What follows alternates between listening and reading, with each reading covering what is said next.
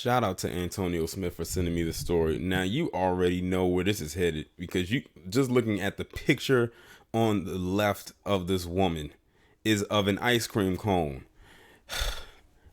I don't know what it is this year with ice cream and trends and people just doing unspeakable things with something that is just supposed to be consumed through the mouth, and they're doing just all kinds of wild stuff with it.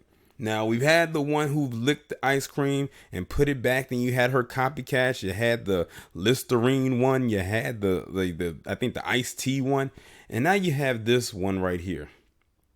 And I hope to God that this one doesn't become a trend. But this woman's name is Jung Wypcha.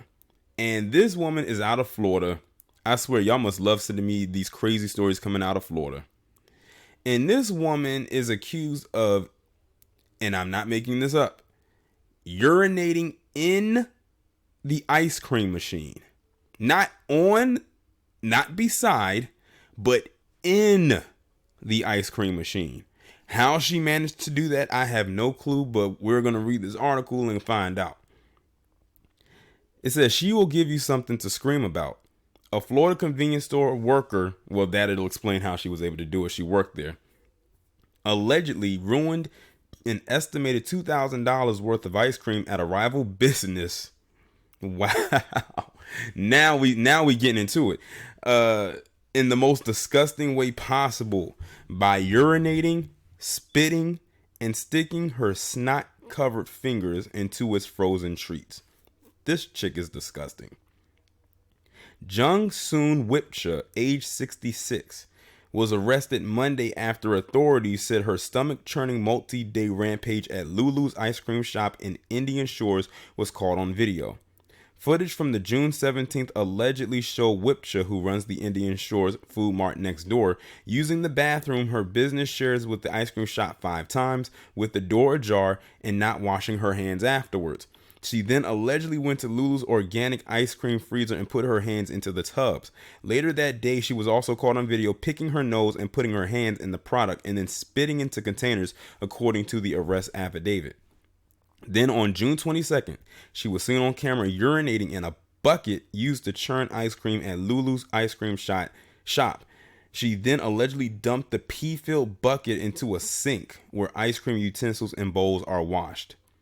Paul Chuli, who owns the ice cream joint, said all the tainted treats had to be destroyed for public safety and that his store had to close for 4 to 5 days.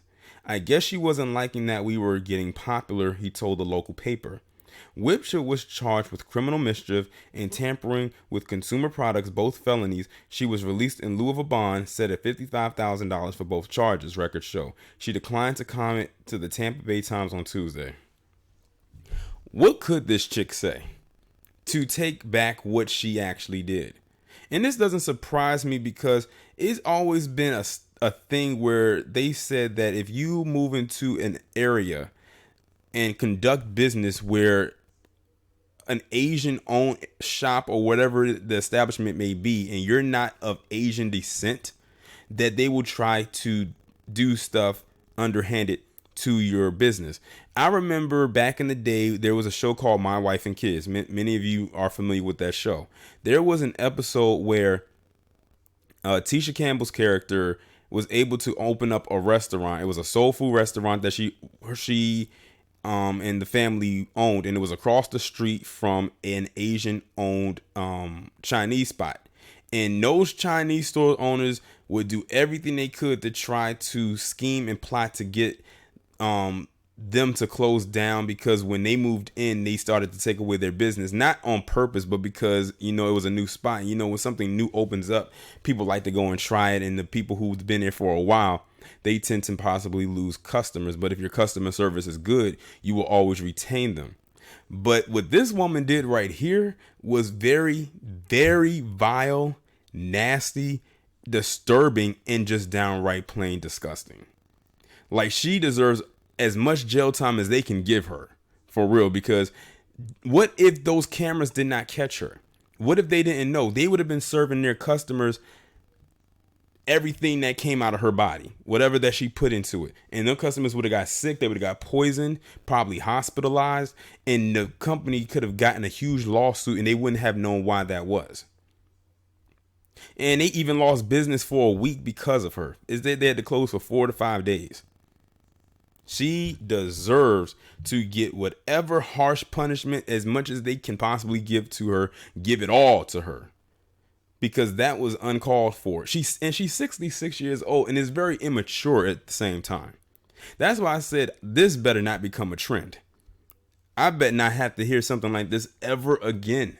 But something tells me in the world we live in this establishment, we might hear about something like this, because trust me, as many stories as I've done over the years, this, believe it or not, is not the worst that I've heard. Trust me. But y'all let me know what y'all think about this down in the comments. Like, share, subscribe. I'll talk to you in the next one.